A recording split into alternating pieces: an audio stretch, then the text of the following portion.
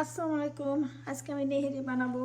দেখেন আমি কত বড় ডিশ নিয়েছি। এটা হচ্ছে প্রেসার কুকার। এটা আমি কবে কিনছি তার ঠিক নেই, মেবি 10 বছর 5 বছর আগে, কিন্তু এটা কখনো ইউজ করা হয় নাই। আর এই হাড়গুলি দিয়ে আমি নেহেরি রান্না করব। এগুলি রেডিমেডে কিনে নিয়ে আসছে।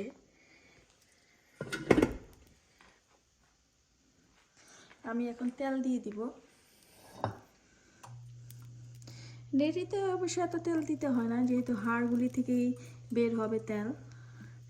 আর আমি নেহেরি ওইভাবে পানি দিয়ে বসাই না, আমি আগে হাড়টাকে একটু কষাবো, তারপর আমি পানি দিয়ে প্রেসারে দিয়ে দিব। কিন্তু এটাকে আমি 2 দিন ধরে জাল দিব। আমি দিয়ে দিচ্ছি পেঁয়াজ আর কাঁচামরিচ, এটা একটু হবে, তারপরে আমি মশলা দিব। আমি এখন মশলা দিয়ে দেব। মশলা দেওয়ার আগে আমি একটু পানি দিয়ে নিলাম যেন মশলাটা পুড়ে না যায়। এখন আমি আদা রসুনের পেস্ট দিচ্ছি।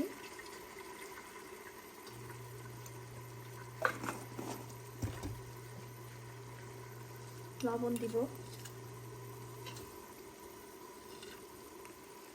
লবণ আমি পরিমাণ মতো দিব, কিন্তু পরে যদি লাগে আবার দিব, যেহেতু এটা অনেকক্ষণ জাল হবে।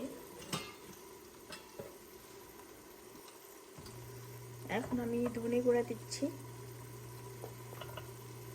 হলুদ গুঁড়া,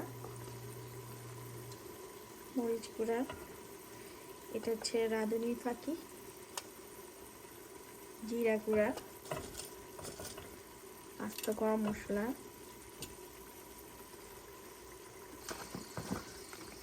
দিয়ে দেবো 2টা তেজপাতা।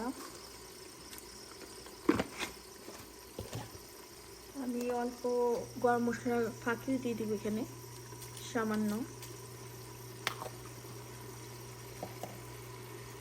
আমি এখন এটাকে সুন্দর করে কষাবো।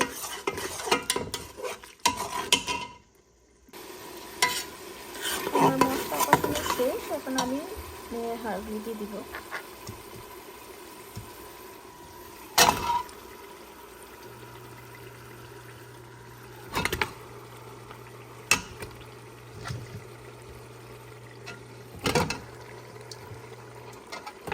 এগুলি আমি এখন অন্তত অনেকক্ষণ কষাবো, তারপরে আমি অনেকগুলি পানি দিয়ে দিব। আমার মোটামুটি কষানো শেষ, আমি এখন পানি দিয়ে দিচ্ছি।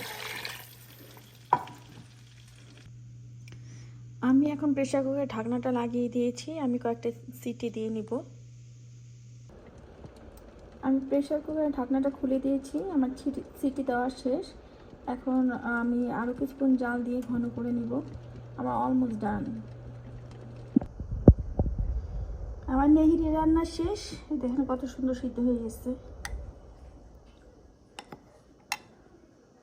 মাশাআল্লাহ।